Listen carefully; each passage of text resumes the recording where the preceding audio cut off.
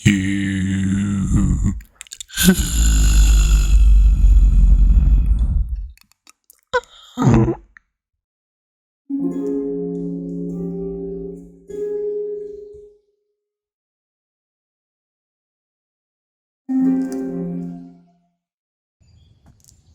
One aspect that separates Nuber from the average human is dreaming.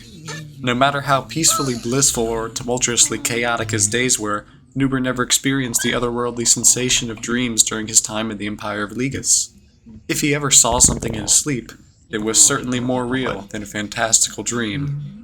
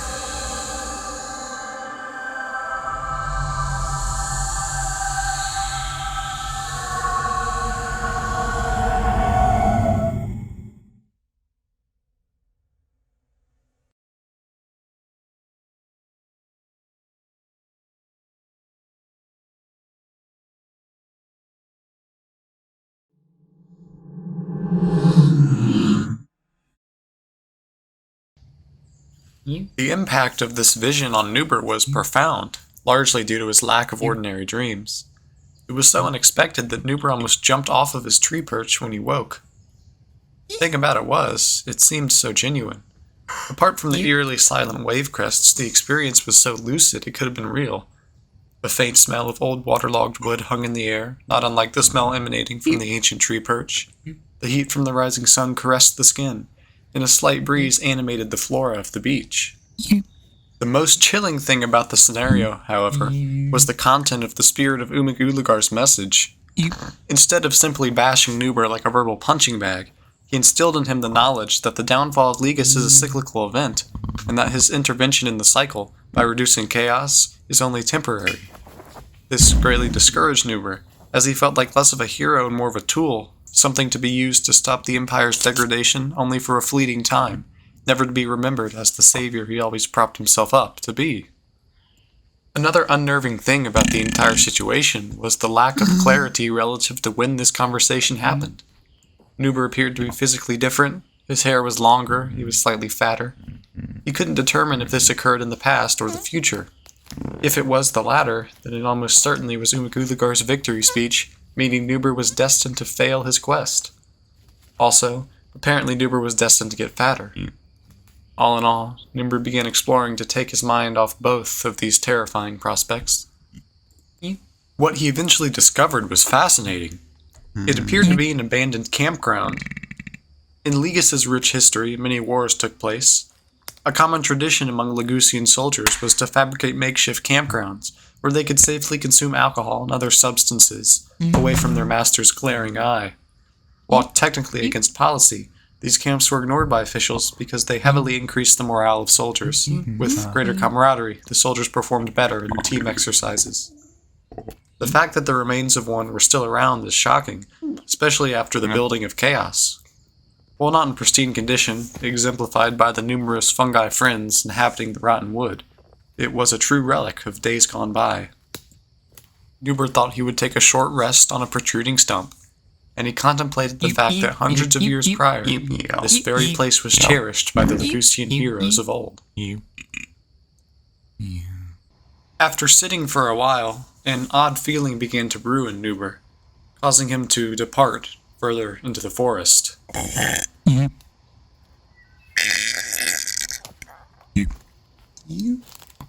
Shortly after leaving the camp, something caught Nuber's eye, something buried far within the overgrown, savage bush. From afar, it appeared to be a ball. This was no ordinary ball, however, as it seemed to be encased in some sort of burgundy-colored leather. Nuber's vast history with balls and Legus was what prompted him to investigate this. The only issue was getting there. The path was tiny and festooned with wicked, thorny vines. Such abominations were relegated to the back reaches of forests for a reason. Nuber managed to get to the natural compartment with the animal-covered ball with little collateral damage, but the massive amount of cuts he gained acted as one large wound. What he discovered was not what he expected. The big ball he saw first was normal, although slightly unique in coating, but there were several other balls hiding in the bushes, including another leather ball. It was unclear to Nuber, a historical illiterate, why the balls would have gathered so close to a soldier camp. In Legus, all balls move on their own volition, so there must have been a reason they wanted to be here before they all tragically died. Nuber did not care much at all about this, so he just tossed the remains of the balls around like a child. He did not consider that these actions were similar to what humans view as grave robbing, a heinous crime. Violations to the dead, in most Legusian cultures, are seen as occult acts that disrupt the passage of one to the divine realms. Of course, this didn't really matter, as there weren't ball police going around and prosecuting humans. At least, that is what Nuber believed. He quickly forgot this interaction and commenced his journey further into the forest, in the hopes of potentially discovering more Legusian war relics. It appeared so far that this section of land was a gold mine for the history of the Great Empire, and acting as an archaeologist was a fun pastime of Nuber. It seemed the forest was getting thicker as he went on, though, a potential threat in the long run.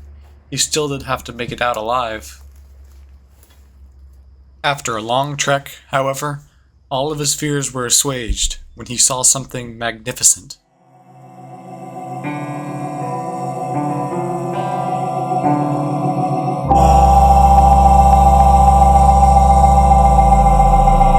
This view was the breath of fresh air Nuber needed after being trapped in the trees for so long. The fresh air also aided Nuber's dying lungs after his encounter with the putrid old balls. It was strange how this sight had remained hidden until the moment he got to it, and this made the reveal all the more remarkable. But the view held nothing on what was lurking past it. Nuber discovered an ancient Legusian fort, one certainly used in a battle centuries ago. Large bricks formed the remains of what were once concave walls, and a few old planks adorned a tree, likely as a form of signage. This explained the mystifying presence of the old campground, which Nuber had been wondering about ever since he departed from it. Barely any of the fort was left, as in its heyday it must have been a vast structure spanning hundreds of yards in length and many yards in height. Even now, though, it was still impressive to see old creations still existing. Perhaps there was even more fort through the bush, but the plants surrounding this place were far too spiny and dense for Nuber to safely traverse. He was perfectly satisfied with what he had found, and, importantly, he was no longer thinking of a sleeping experience. To even more excitement, Nuber discovered yet another artifact, a regulation Legusian cannonball. These balls are rare, as most exploded upon impact when they were used. It is likely this one was never fired. What Nuber didn't know was that Legis bears a war-torn past, full of intense conflict. Another thing Nuber didn't know was what Legis was battling. Its eternal scourge, the warding balls. These fights were long and vicious.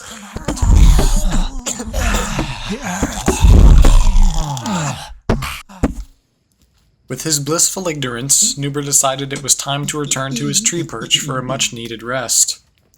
He thought about how his luck was getting better. It was only days ago that his 3 tools vanished mysteriously in the plains, and just before that, he was possessed by some force that almost made him attack the sacred pine. Nuber failed to make the obvious connection between these two events. This is when he heard an ominous sound from deep within the forest.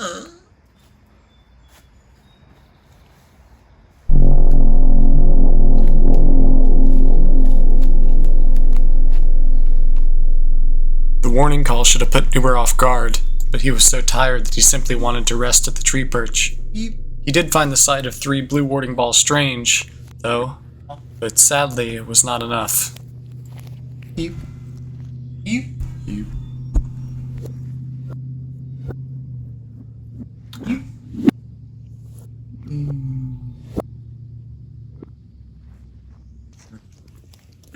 The key difference between red and blue warding balls is not a minor one. They are completely biologically separated. A red warding ball is to a blue warding ball as a plant is to an animal. This is to say that blue warding balls are much more threatening and in control of their own movement than the red warding balls, which simply find a place to latch onto and live permanently. Blue warding balls are territorial and aggressive, and will pursue prey if they feel physically or mentally violated. Additionally, blue warding balls, at least the smaller ones, travel in packs to assert dominance over their foes. This all does not bode well for Nuber.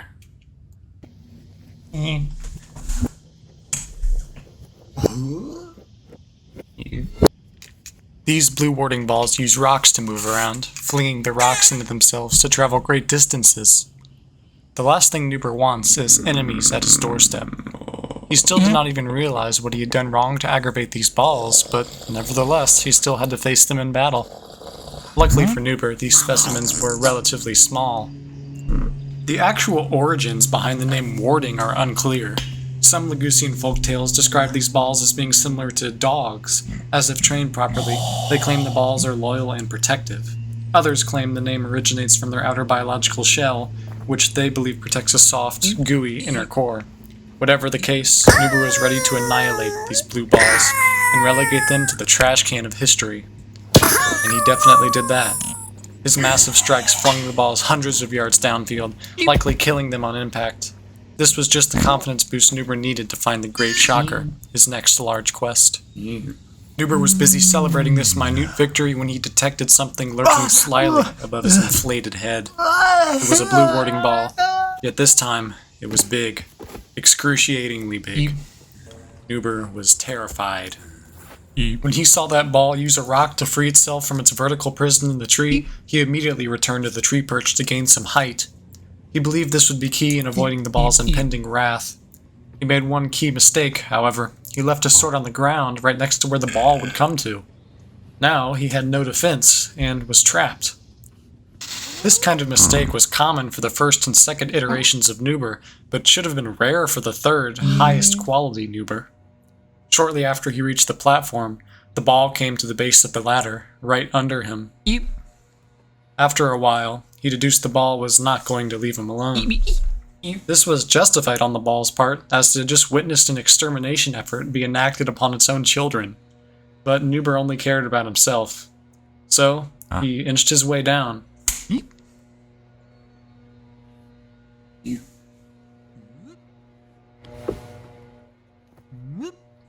Like a coward, Nuber proceeded to hide behind the tree to try to find respite from this weird situation. Even though his actions were weak and feeble, the nature of Legis decided to reward Nuber by presenting him with clothes, oddly enough. Nuber quickly grabbed these, sprinted past the big blue warding ball, and took them to somewhere safer, a large deck-like area. The clothing appeared to consist of 2 leather gloves, a pair of clean jeans, a woven leather belt, and a luxurious leather jacket, not unlike the coating of that unearthly and foul dead ball in the forest Nuber had gripped earlier. Now, it was time to gear up.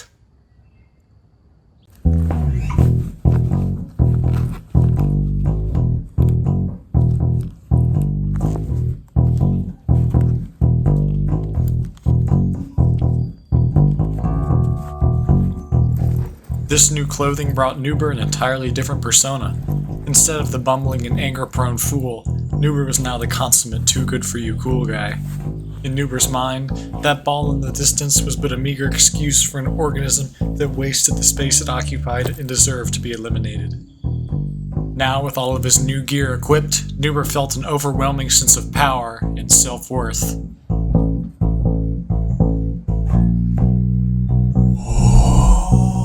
To Nuber's great surprise, the new outfit came with more than just clothes. The sword just materialized in his very hand. Opposed to his basic greatsword, this weapon was massive. Its blade was forged from some kind of blue steel and almost seemed translucent at times. The brown, gruff leather grip matched the effect of Nuber's new clothes. It felt heavy in Nuber's hands, and because of that, Nuber knew it would be his next weapon.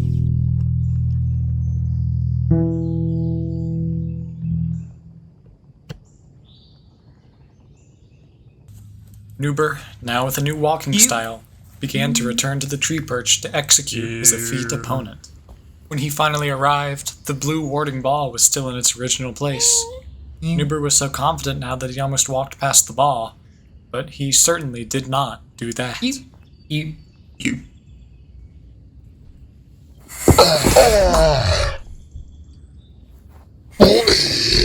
Nuber's slice on that ball was so clean that it deflated right then and there. He wondered how he had been so weak as to be afraid of that pitiful thing before he got his new equipment, but his mind was too busy focusing on how powerful and good he now was. What he could not have anticipated was how far he was about to fall. That sword that he had fallen in love with just withered away into atoms, losing its shape and function. This loss deeply affected Nuber. It was personal. He was so devastated by the loss of his metal accomplice that he cradled himself in the ladder like an infant. But little did he know, it could get worse.